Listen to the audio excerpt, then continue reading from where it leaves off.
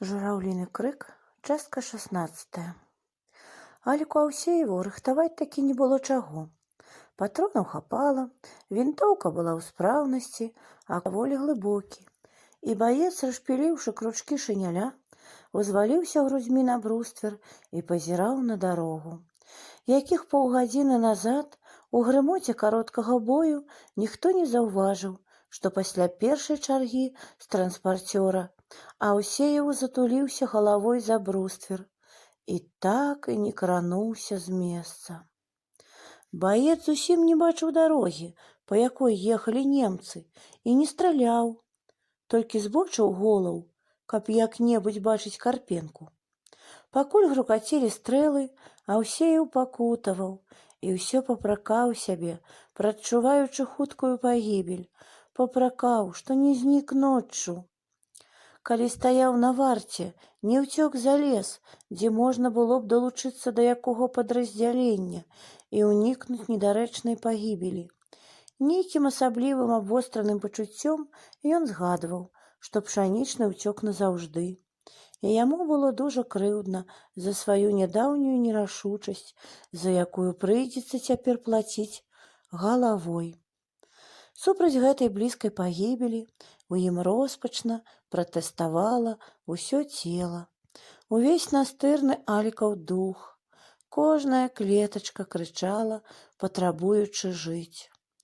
Але мінула нямнога хвілін, а пагібелі ўсё не было, да і асаблівага страху таксама. Стрэлы з дарогі сціхлі, толькі грукала збоч ПТР, ды тарахцеў старшыноў кулямёт, і Аўсееў асцярожна выглянуў. Тое, што ўбачыў ён на дарозе, адразу сагнала з яго панічны настрой.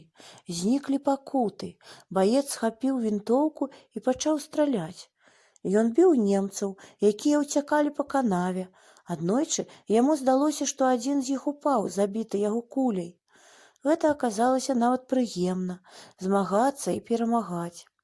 І хоць Аўсееў ведаў другое і даўно вызначыў свае адносіны да гэтай барацьбы, нешта ў ёй мімаволі захапіла яго. Але бой хутка скончыўся, і ён аж пашкадаваў, што гэтак мала дасталося яму зухаватай радасці. Пасля, чым болей мінала часу, тым усё настойлівей пачалі з'яўляцца іншыя думкі, што добра зрабіў, застаўшыся тут, не паддаўшыся слабасці і страху, што цяпер і ён можа не толькі пахваліцца, але і адчуць у душы ніколі яшчэ не адчуванае і даволі прыемнае шчасце перамогі. Думкі ляцелі далей, і Алік згадаў ужо, што калі ім пашанцуе, як выкарыскаецца адсюль, то ўсіх іх, відаць, узнагародзяць. І тады і ў Аўсеева будзе медаль або ордэн. Гэта было незвычайна зманліва і абяцала нямала прыемнасцей. Так ішоў час, а навокал усё было ціха. Недзе за перадзеламі падранымі да нябеснай сіні аблокамі праракаталі і сціхлі самалёты. Аднекуль данесліся па ветры глухія выбухі бомб. Дзень зноў пачынаўся ветраны, па-асенняму няўтульны і сцюдзёны, але цяпер нягоды надвор'я адступалі на другі план. Свіст па-ранейшаму не мог зладзіць са сваім ажыўленнем.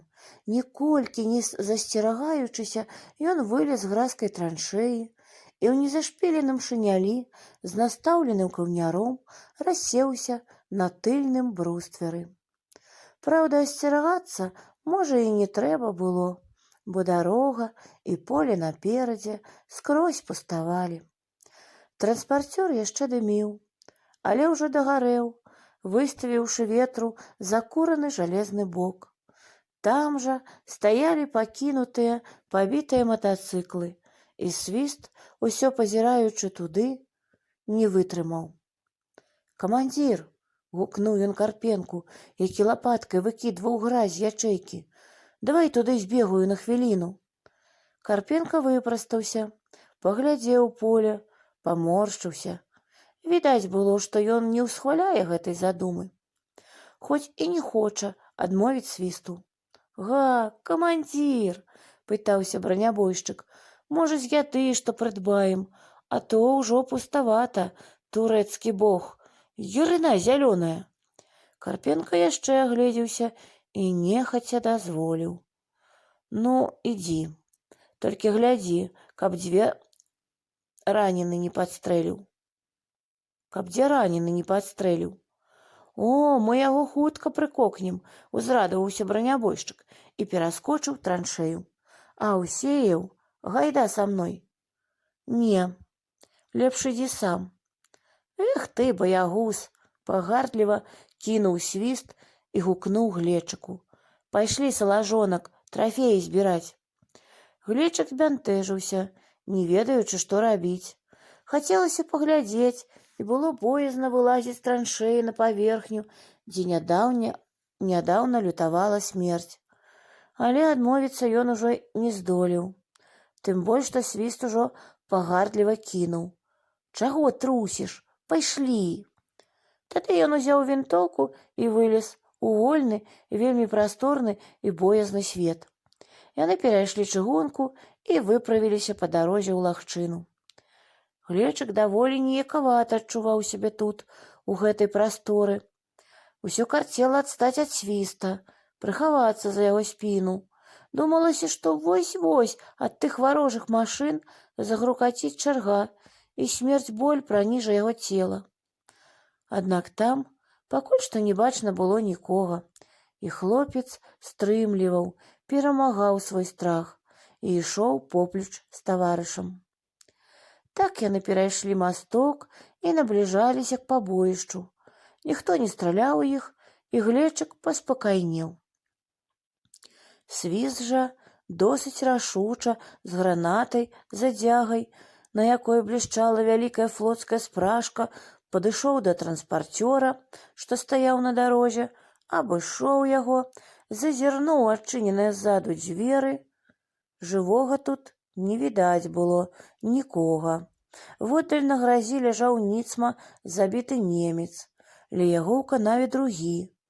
Смярдзела паленай гумай, смылелым рыззём і фарбай.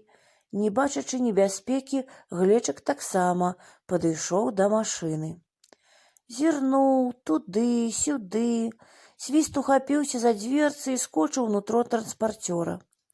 Глечык з нарыхтаванай вінтоўкай зазірнуў следам і аж адскочыў са страху. На чорным, цыратавым сядзенні, адкінуўшы голаў і звесіўшы на дно нерухомую руку, ляжаў забіты гітлеравец. Пасля трохі асмялеўшы, хлопец цікаўна і палахліва ўгледзеўся у яго бяскроўны белабрысы твар. Ён хацеў бачыць у ім які выраз, якую рысу, разгадку той ваяўнічай сквапнасці, што несла ў Расію шматмільённая армія гэтых чужынцаў, але твар немца быў звычайны, хударлявы, парадкам няголены і ні следу болю, нічаго іншага з былога пачуцця ўжо не было ў ім. Свіст жа безуважна да забітага, бесцырымонна пераступіў яго і, лязгаючы нейкім жалеззем, пачаў корпацца ў чэраве машыны. «Эй, Глечык, трымай!» Ён падаў у дзверы новенькі і нічуць не абгарэлы зграбны варанёны кулямёт.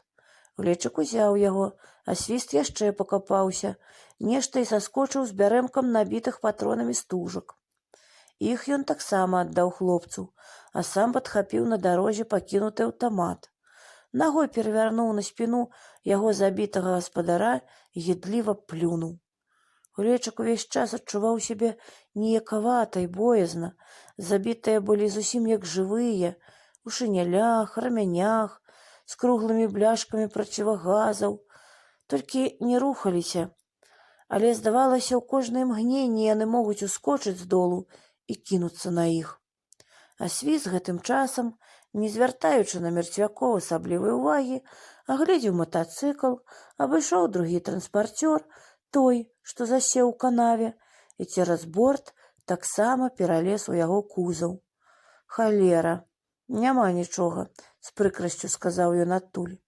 «Пагарэў увесь харч, Ярына зялёная. Глечык дык аж узрадаваўся, што яды не знайшлося. Якая там яда сярод гэтай гідоты? Доўга тут расходжвацца яны не сталі і неўзабаве падаліся назад.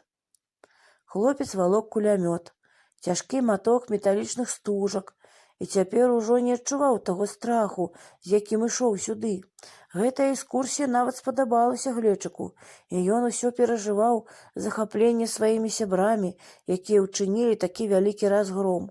Цяжка было нават уявіць сабе, што тыя звычайныя простыя людзі гэтак удала панішчылі магутную германскую тэхніку, пабілі на дарозе тых самых немцаў, якія заваявалі Еўропу і якіх ад самай граніцы не маглі спыніць нашы дывізіі. Хлопец не мог зразумець усяго, але адчуваў, што і Карпенка, і Свіст, можа, і Аўсееў, за знешняй сваёй прастатой і нехлямяжнасцю маюць нешта ўмелае, дужае і надзейнае. І толькі ён, Глечык, відаць, не меў у сабе ніякай вайсковай сілы і таму баяўся і пакутаваў. Гэтулькі страху ў нядаўнім баі вынесла яго хлапечае сэрца. Але ён пяўся, душыў сабе той страх, стараўся хоць чым-небудзь памагчы ў той агульнай справе, што рабілі яны. Цяпер жа, пазнаўшы першую перамогу і супакоіўшыся, ён немаведама што гатовы быў зрабіць для камандзіра Карпенкі, для смелага слаўнага Свіста. Да слёз шкада было Фішара, з якім яны трохі нават пасябравалі ў апошнія дні і елі суп з аднаго кацялка. Маладая, адзінокая і шчырая душа Глечыка гарнулася да іх, гэтай маленькай купкі байцоў, у якой і ён пакрысе пачынаў знаходзіць свой жыццёвы прытулак. «От гэта ладна», — сказаў Карпенка, калі яны падышлі да траншэі. «От гэта хвалю». Ён пераняў у Глечыка яго ношу, бережна агледзеў новенькі кулямёт, ухапіўшы вялізнай пяцярнёй, пацягнуў рукаятку. «Трафей!» — засмяяўся Свіст, скакаючы ў траншэю да камандзіра. «А гламянуць няма. Была торба галет, ты і тая абгарэла.